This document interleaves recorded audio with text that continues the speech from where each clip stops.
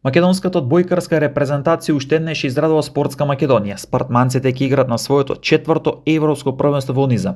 Во спортски центар Борис Трајковски во Скопје, избраниците на селекторот Јошко Миленковски во клучен меч од квалификациите ја совладаа Грузија со убедливи 3:0.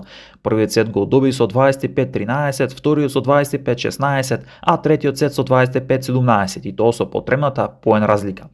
Со овој голем триумф Македонија обезбеди билет за Европското првенство во 2026 година, кое се одржи во Бугарија, Финска, Италија и Романија. Нашите одбојкари доминира од самиот почеток до крајот на средбата во Скопје и не дозволија никакво изненадување и уште еднаш покажа дека заслужено се дел од елитата на европската одбојка. Пласман на Европското првенство е продолжение на успешната серија. Македонија беше дел од континенталните собори во 2019-та, 2021-та и 2023 година, а желбата на оваа генерација е на шампионатот во 2026 година конечно се мине првата фаза.